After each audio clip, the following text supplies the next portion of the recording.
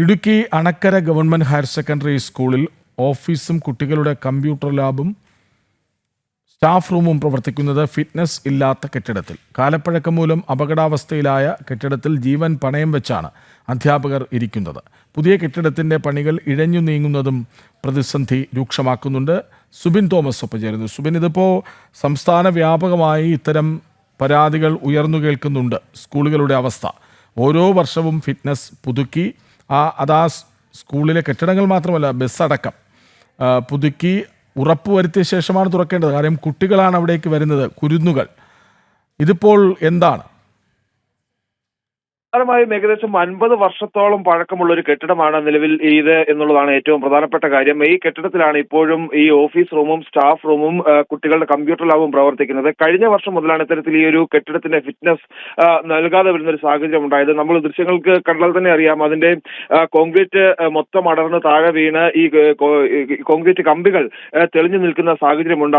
അവ പൂർണ്ണമായും ദ്രവിച്ചിരിക്കുന്ന ഒരു സ്ഥിതിയും കൂടാണ് അവിടെ ഉള്ളത്. ഏത് നിമിഷവും ഒരു അപകടം ഉണ്ടായേക്കാവുന്ന ഒരു സാഹചര്യം ആ ഒരു കെട്ടിടം ഉള്ളത് എന്നുള്ളത് ആ ദൃശ്യങ്ങളിൽ തന്നെ വ്യക്തമാണ്. എന്തുകൊണ്ട് ഒരു കൃത്യമായ ഇടപെടൽ അധികൃതരുടെ ഭാഗത്തുനിന്ന് ഉണ്ടാകുന്നില്ല എന്നൊരു ചോദ്യം മാത്രമാണ് അവശേഷിക്കുന്നത്. ഈ സ്കൂൾ അധികൃതർ നൽകുന്ന ഒരു വിശദീകരണം എന്നുള്ളത് ഈ കെട്ടിടത്തിന്റെ പിൻവശത്തായി മറ്റൊരു പുതിയ കെട്ടിടം പണിയുന്നുണ്ട്. ഈ കെട്ടിടത്തിന്റെ ശോചനീയാവസ്ഥ പരിഹരിക്കുന്നതിന് വേണ്ടി 2019 കിഫ്ബി മുഖാന്തരം 1.5 കോടി രൂപ അനുവദിക്കുകയും 2021 ഈ കെട്ടിടത്തിന്റെ നിർമ്മാണം ആരംഭിക്കുകയും ചെയ്തത്. ഈ കെട്ടിടത്തിന്റെ നിർമ്മാണ പ്രവർത്തനങ്ങൾ ഇഴഞ്ഞു നീങ്ങുന്നത് മൂലമാണ് ഈ ഫിറ്റ്നസ് ഈ പഴയ കെട്ടിടത്തിൽ നിന്ന് പുതിയ കെട്ടിടത്തിലേക്ക് മാറാൻ ഒരു സാഹചര്യം ഉണ്ടാകാതെ വരുന്നത് എന്നുള്ളതാണ് പ്രധാനമായും സ്കൂൾ അധികൃതർ നൽകുന്ന വിശദീകരണം. ഈ ഫിറ്റ്നസ് നഷ്ടപ്പെട്ടതിനെ തുടർന്ന് ഈ കെട്ടിടത്തിലുണ്ടായിരുന്ന മറ്റ് ക്ലാസുകളെല്ലാം തന്നെ മറ്റ് വിവിധ സ്ഥലങ്ങളിലേക്ക്, മറ്റ് കെട്ടിടങ്ങളിലേക്ക് മാറ്റിയിട്ടുണ്ട്. പക്ഷേ ഈ സ്ഥലപരിമിതി മൂലമാണ് ഇപ്പോഴും ഈ കമ്പ്യൂട്ടർ ലാബും ഓഫീസ് റൂമും സ്റ്റാഫ് റൂമും ഈ ഒരു കെട്ടിടത്തിൽ തന്നെ പ്രവർത്തിക്കുന്നത്. ശക്തമായ മഴ പെയ്താൽ കുട ചൂടി അതിനകത്ത് ഇരിക്കേണ്ട, അല്ലെങ്കിൽ ആ ഒരു കെട്ടിടത്തിനുള്ളിൽ ഇരിക്കേണ്ട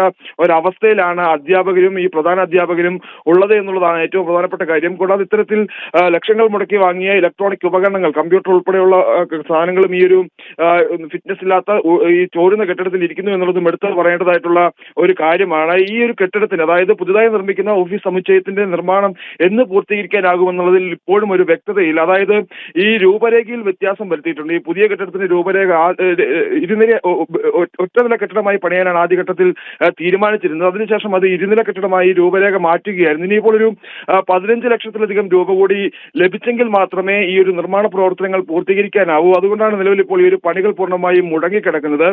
PTA പറയുന്നത് ജില്ലാ പഞ്ചായത്തുമായി ബന്ധപ്പെട്ടിട്ടുണ്ട്. ജില്ലാ പഞ്ചായത്ത് ഈ തുക അനുവദിച്ച് നൽകാമെന്ന് അറിയിച്ചിട്ടുണ്ട്. ഓണത്തിന് മുമ്പായി ഈ ഒരു കെട്ടിടത്തിന്റെ നിർമ്മാണം പൂർത്തീകരിച്ച് ഫിറ്റ്നസ് ഇല്ലാത്ത കെട്ടിടത്തിൽ നിന്നും ഈ ഓഫീസ് റൂം ഉൾപ്പെടെ ഈ പുതിയ കെട്ടിടത്തിലേക്ക് മാറ്റുമെന്നുള്ള ഒരു ഉറപ്പ് ജില്ലാ പഞ്ചായത്തിൽ നിന്ന് ലഭിച്ചിട്ടുണ്ട്. അതിന്റെ ഒരു വിശ്വാസത്തിലാണ് അവർ ഇരിക്കുന്നത് എന്നുള്ളൊരു വിശദീകരണമാണ് എന്തായാലും ഈ PTA നൽകുന്നത്.